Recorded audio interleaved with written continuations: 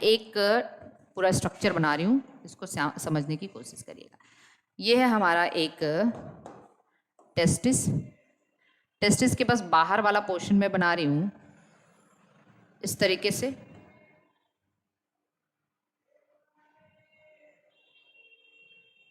ये है vast difference, कोई दिक्कत की बात नहीं है। ये क्या है बताइए? ये स्क्रोटम है, ठीक है, और ये टेस्टिस है। और टेस्टिस में जो स्क्रोटम है, मतलब स्क्रोटम और टेस्टिस के बीच में जो कनेक्शन है gubernaculum, epididymis vas deferens. Vas deferens ना ऊपर आएगा, ये ऊपर ऐसे आया आया आया और यहीं पे प्रेजेंट होती है। ये एब्डोमेन में चला गया, ठीक, किस में आ गया? एब्डोमेन के अंदर। और यहीं पे प्रेजेंट है मेल का यूरिनरी ब्लैडर। क्या?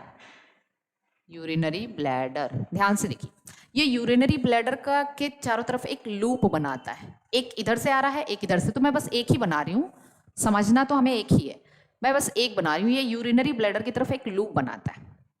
लूप ये नीचे आता है, देखिए ध्यान से समझिएगा।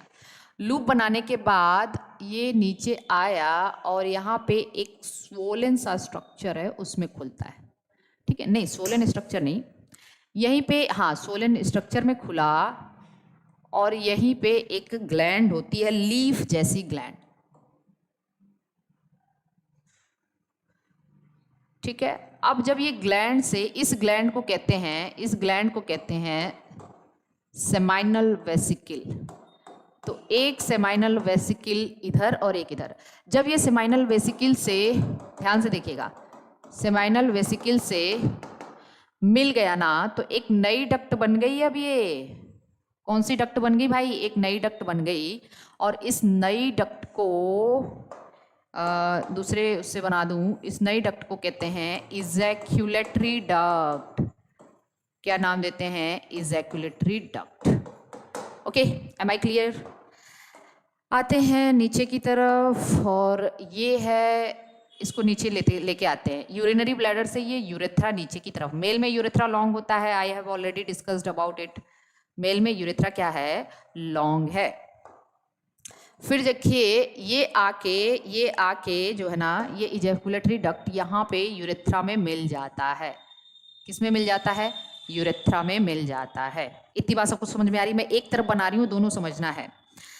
अब मेल में इसी के आसपास यूरेथ्रा, यहाँ पे एक ग्लैंड प्रेजेंट होती है। मैं रेड कलर से बना दूं ये ग्लैंड, एकदम यूरेथ्रा से जहाँ पे मतलब यूरिनरी ब्लैडर से जहाँ पे यूरेथ्रा स्टार्ट होता है, वहाँ पे एक ग्लैंड प्रेजेंट होती है। इस ग्लैंड को कहते हैं प्रोस्टेट ग्लैंड। क्या नाम है? Prostate gland.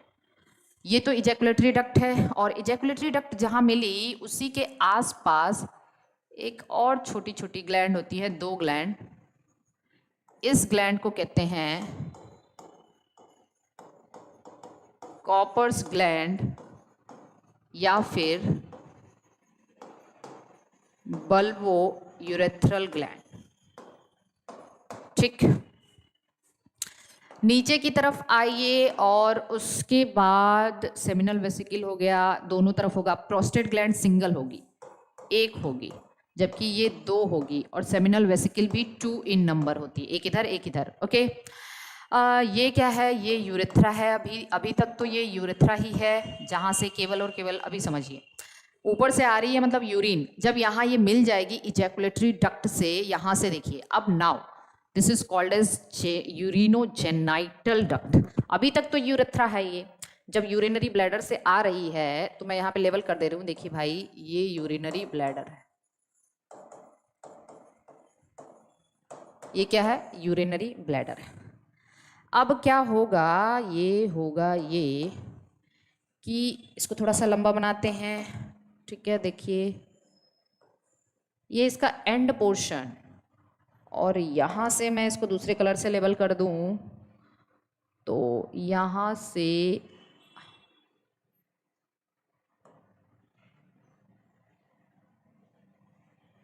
ठीक है, ये हो गया पेनिस। तो मैं थोड़ा सा इसको और नीचे तक लेके आ रही हूँ, ये हो गया पेनिस। ठीक है, ध्यान से देखिए, अभी भी यहाँ पे पेनिस में और भी टिश्यूज पाए जाते हैं। जैसे कौन से टिश्यूज मैं यहाँ पे बना दूँ, 1 मिनट।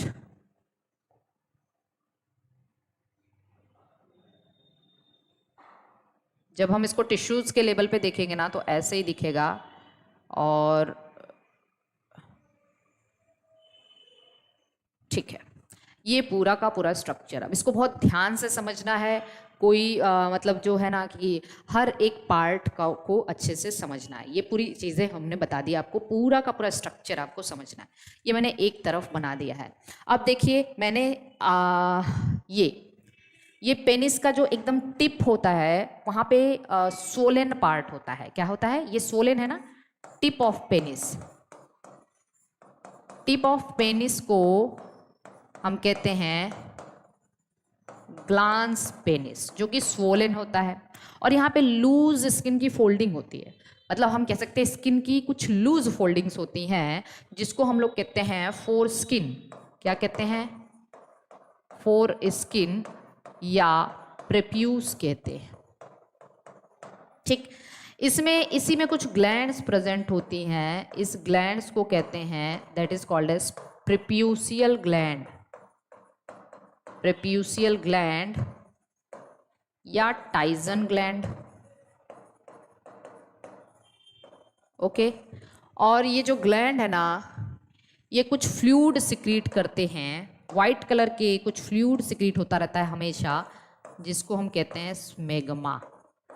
स्मेग्मा एक ऑडरस फ्लूइड होता है दैट प्रमोट्स बैक्टीरियल ग्रोथ। इसीलिए मेल का जो पेनाइल एरिया होता है वहाँ पे इन्फेक्शन होने के चांसेस बहुत ज़्यादा होते हैं। क्यों? क्योंकि उनके पेनिस से हमेशा कुछ ना कुछ फ्लूइड सिक्रीट होता रहता है।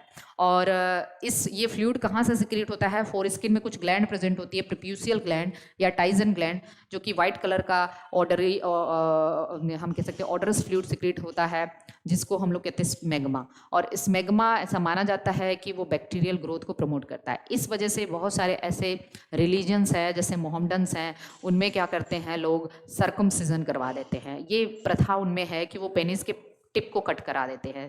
ठीक है, तो ये सर्कमसिजन है। बाकी अभी इतनी चीज़ समझ में आ गई है। अब मैंने कहा यहाँ तक जब ये यूरिनरी ब्लैडर से निकला था तब तो ये यूरेथ्रा था, लेकिन यूरिनरी ब्लैडर से निकलने के बाद जब, अब देखिए, अब समझिए, ये टेस्टिस है ना भाई, ये टेस्टिस है। अब जो टेस्टिस है, तो टेस्टिस में क्या बनता है? स्पर्म। तो स्पर्म, केवल ये स्पर्म बना रहा है, टेस्टिस में केवल स्पर्म बनेगा, ध्यान दीजिएगा। टेस्टिस में क्या बनेगा? केवल स्पर्म। तो यहाँ से कोई फ्लूइड नहीं जा रहा है, केवल स्पर्म ऊपर जा रहा है। और सेमिनल वेसिकल फ्लूइड बनाया। 60% सीमेन का जो फ्लूइड होता है वो सेमिनल वेसिकल, कुछ प्रोस्टेट ग्लैंड 25% के आसपास, और कुछ कॉपर ग्लैंड। जब ये तीनों फ्लूइड मिल जाते हैं कहाँ पे? इसमें, इस यूरेथ्रा के अंदर। तो यूरेथ्रा तो केवल यूरिन पास करने का काम आएगा, लेकिन यहाँ से सीमेन भी आ गया भाई, इसमें सीमेन भी यही। तो अब इस नई डक्ट को हम यूरिनोजेनाइटल डक्ट कहते हैं। क्यों? क्योंकि ये यूरिन पास करने के लिए और सीमेन पास करने के लिए, दोनों के लिए रिस्पॉन्सिबल है। पेनिस में ना आप देखेंगे कि कुछ एरेक्टाइल टिश्यूज प्रेजेंट होते हैं। 3 एरेक्टाइल टिश्यूज प्रेजेंट होते हैं जो पेनिस की मेम्ब्रेन को इस तरीके से, देखिए पेनिस को एकदम ये यूरेथ्रा को सराउंड किए हुई है। जो यूरेथ्रा को सराउंड किए, जो व्हाइट कलर से मैंने ये मेम्ब्रेन बनाया उसको देखिए, उसको हम लोग कहते हैं कॉर्पस स्पॉन्जियोसम। और जो मैंने ये पिंक कलर से बनाया है, इसको मैं इधर बना दे रही हूँ पिंक कलर वाला, इसको हम लोग कहते हैं कॉर्पोरा कैवर्नोसा। तो कॉर्पोरा कैवर्नोसा 2 है, दोनों तरफ है।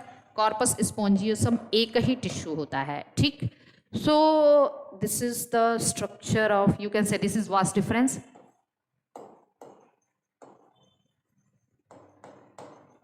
ये वाज डिफरेंस है, वाज डिफरेंस आया, ये एम्पुला में खुला, seminal vesicle, prostate gland, urethra, Cowper's gland, urinogenital duct और okay, I hope it is clear now. तो ये सारी चीज़ें आप इसको ऐसे समझ सकते हैं, यहाँ तक किसी को कोई दिक्कत नहीं होनी चाहिए। ठीक है, कौन कौन से पार्ट कहाँ कहाँ पे प्रेजेंट हैं। हमने एक ही साइड बनाया हुआ है, दूसरी साइड से सेम ये सारे डक्ट आएंगे और ऐसे मिल जाएंगे। अभी आपको समझ में आ गया है कि कौन कौन से स्ट्रक्चर। और अंदर क्या है, तो अंदर आपको टेस्टिकुलर लोब्यूल्स दिखेंगे और टेस्टिकुलर लोब्यूल्स में आपको फिर सेमिनिफरस ट्यूब्यूल्स दिखेंगे। सेमिनिफरस ट्यूब्यूल्स मिलके रीटे टेस्टिस बनाते हैं, रीटे टेस्टिस मिलके वाजा इफ्रेंशिया बनाते हैं। और उसके बाद हमने यहाँ से बनाया है इपीडिडाइमिस, और ये तो इपीडिडाइमिस है, मैं इसको ई से बस बना दे रही हूँ। और इपीडिडाइमिस फिर वाज डिफरेंस आके मिल गया किससे, सेमिनल वेसिकल के फ्लूइड से। सेमिनल वेसिकल का फ्लूइड बन के अब ये नई डक्ट जो बनी है इसको हम कहते हैं इजैकुलेटरी डक्ट। और इजैकुलेटरी डक्ट आके यूरेथ्रा में जब मिल जाएगी तो इसको हम यूरिनोजेनिटल डक्ट कहेंगे। और ये जो टिप है, एकदम टिप जहाँ से स्पर्म मतलब सीमेन और यूरिन दोनों पास होता है, इस टिप को कहते हैं भाई यूरेथ्रल मिएटस। यूरेथ्रल मिएटस क्या पास आउट करता है यूरेथ्रल मिएटस? तो यूरेथ्रल मिएटस क्या क्या पास करता है, ये सीमेन एज वेल एज यूरिन। तो इसीलिए मैंने आपको बताया था कि मेल में सीमेन और यूरिन पास आउट करने का रास्ता एक ही है, दैट इज द पेनिस। जबकि फीमेल में ओवम मतलब ये हम कह सकते हैं कि वेजाइना और यूरेथ्रा अलग अलग, और मतलब क्या होते हैं, अलग अलग अपर्चर होते हैं फीमेल में। जबकि मेल में यूरेथ्रा और वी कैन से जो जेनाइटल डक्ट है दोनों एक ही है, तो इसलिए उसको हम यूरिनोजेनिटल डक्ट कह देते हैं।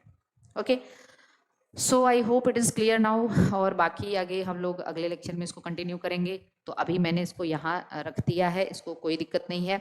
यहाँ तक सारी चीज़ें आपको अच्छे से समझ में आ जानी चाहिए। अगले लेक्चर में हम आगे आपको बताएंगे भी। अगर मैं इसी को यहीं पे कंटिन्यू कर दूँ वाज डिफरेंस, तो वाज डिफरेंस को कंटिन्यू करिए। वाज डिफरेंस के बाद आप इसको क्या कंटिन्यू कर सकते हैं, वाज डिफरेंस जाके मिला किससे, तो मैं लिख दूँ वाज डिफरेंस जाके आगे चल के क्या बना लिया, इजैकुलेटरी डक्ट। इजैकुलेटरी डक्ट बनाया ना, लेकिन किससे मिला, तो वाज डिफरेंस मिल गया है मिला, कैसे इसको लिखूं, वाज डिफरेंस, तो यहाँ पे एक डक्ट है सेमिनल वेसिकल, बस यही सेमिनल वेसिकल मिली वाज डिफरेंस के साथ, तो इजैकुलेटरी डक्ट हो गया। और इजैकुलेटरी डक्ट आगे जाके क्या बनाने वाला है, यूरिनोजेनिटल डक्ट, है ना, यूरिनोजेनिटल डक्ट। लेकिन यूरिनोजेनिटल डक्ट इसको हम तब कहेंगे जब इसमें प्रोस्टेट ग्लैंड भी मिल जाए, प्रोस्टेट ग्लैंड का भी सिक्रीशन हो जाए और कॉपर्स ग्लैंड का भी सिक्रीशन हो जाए। ठीक है, किसका, कॉपर्स ग्लैंड, सीजी लिख रही हूँ, समझ जाइएगा, सीजी मतलब कॉपर्स ग्लैंड। तब ये यूरिनोजेनिटल डक्ट, और यूरिनोजेनिटल डक्ट जाके किससे खुलता है, urethral meatus. I hope it is clear now. Each testis 250 lobes called as testicles या testicular lobe. Each lobe 1 to 3 coiled structures, seminiferous tubules. Seminiferous tubule joined to form rete testis, vasa efferentia और epididymis, vas deferens। और ये तो जितनी भी चीज़ें मैंने आपको बताई, कुछ क्लिनिकल कंडीशंस भी मैंने बताया कि स्पर्म प्रोडक्शन को कौन कौन सी चीज़ें अफेक्ट करती हैं, टेम्परेचर हो गया, ये सारी चीज़ें। अच्छा, कभी कभी क्या होता है ना कि जो लोग कंटिन्यूअस बाइक राइडिंग कर रहे होते हैं, या फिर जो लोग बहुत ऐसी जगहों पे काम कर रहे हैं जो कंटिन्यूअस हीट के कांटेक्ट में है, उनमें भी ओलिगोस्पर्मिया हो सकता है या फिर स्पर्म प्रोडक्शन अफेक्ट हो सकता है। उसका रीज़न ये है कि कंटिन्यूअस बाइक राइडिंग करने का मतलब उनके टेस्टिस कंटिन्यूअस सप्रेस रहते हैं और मसल्स हमेशा कॉन्ट्रैक्ट होती रहती है, टेम्परेचर बढ़ता रहता है। ठीक है, और इसलिए ये भी कहा जाता है कि बहुत ज़्यादा टाइट अंडरगारमेंट्स नहीं पहनने चाहिए मेल्स को, क्योंकि उनका टेस्टिस जो है स्पर्म प्रोडक्शन अफेक्ट हो सकता है। ठीक है, और ज़्यादातर आजकल के मेल्स में ऐसा देखा गया है कि ओलिगोस्पर्मिया या ओलिगोजूस्पर्मिया से सफ़र कर रहे हैं। उसके बहुत सारे रीजंस हैं। पहली चीज़ तो एक फैशन, जीन्स पहनना, तो जीन्स पहनने की वजह से भी बहुत सारी जो है ना टेस्टिस में स्पर्म प्रोडक्शन पे अफेक्ट पड़ रहा है। ये बात एकदम 100% फैक्ट है। तो मोस्ट प्रोबेबली कोशिश यही होनी चाहिए कि ढीले कपड़े पहनने चाहिए। ठीक है, बाकी हम लोग आगे और भी चीज़ें देखेंगे। तो ये देखिए, इसको हम आगे अभी बता दें, ये सारी चीज़ें। Human reproduction and embryonic development में क्या क्या है, इसको एक बार देख लीजिए।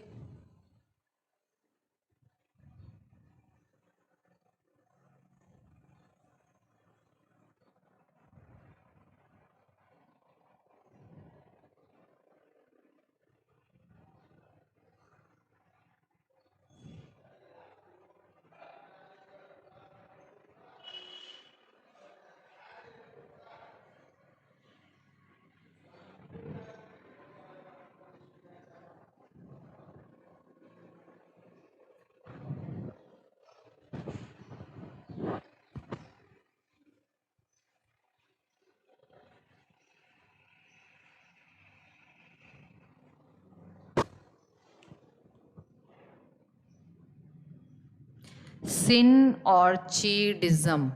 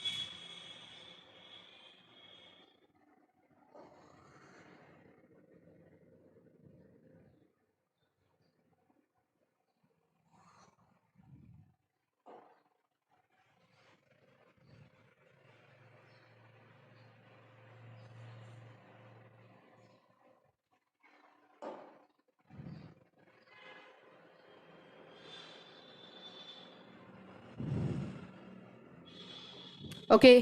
सो चलिए मिलते हैं बाद में, और माइंड नहीं करिएगा आप लोग, क्योंकि लेक्चर अपलोड नहीं हुआ हार्मोन वाला, उसको मुझे फिर से दोबारा से बनाना पड़ेगा। छोटा सा ही लेक्चर है, बस उसमें हमें हार्मोन का कंट्रोल जो मैकेनिज्म है उसको पढ़ना है, और उसके बाद कुछ डिसऑर्डर्स तो हम लोग कर ही चुके हैं। हाँ बस उसमें और कुछ ज़्यादा नहीं है, थोड़ा सा हमें फेरोमोन्स के बारे में थोड़ा बहुत पढ़ना है, बाकी और कुछ नहीं है, ठीक है। तो उसको हम अपलोड कर देंगे शाम तक। ओके।